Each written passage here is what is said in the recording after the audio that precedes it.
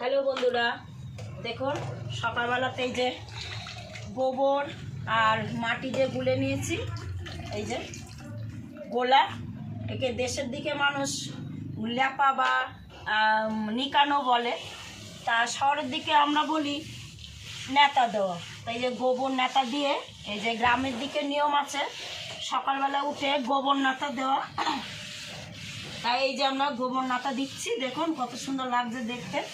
আর একটা মাটি গোবর মিশিয়ে একটা সুন্দর একটা সেন্ট ঘ্রাণ আছে, মাটির ঘ্রাণ। এইভাবে গোবর নাতা দিয়ে দেব।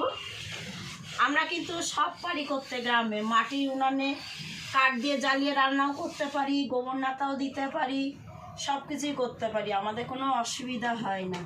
আমরা গ্রামের বাড়িতে আসলে কাঠের জালে রান্না করি, গোবর নাতা দিই, সবসময় এটা আমরা করে থাকি, আসলেই করি।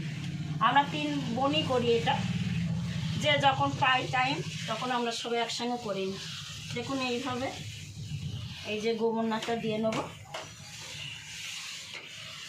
দেখতেও ভালো লাগে আর ধুলোবালিগুলো কম হয়। গোবর দিয়ে মাটি দিয়ে করলে ধুলোবালিটাও কম হবে, দেখতেও ভালো লাগবে রেগুলার, আর ঘর বাড়ি চকচক করবে একদম।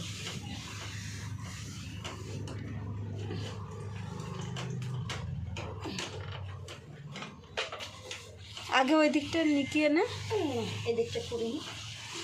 এইভাবে আমি পুরোটাই নেতা দিয়ে নেব।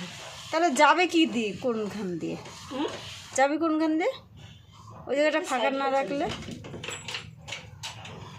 এই গেট পর্যন্ত একদম নেতা দিয়ে নেব।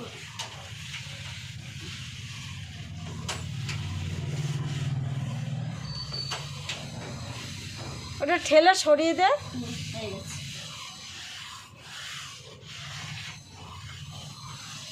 ওই যে ওই বাপাসটা বা দিকে ওপর দিকে দিতে। হ্যাঁ, দেখাচ্ছে মাটিটা এবার। দেখুন কত সুন্দর লাগছে দেখতে।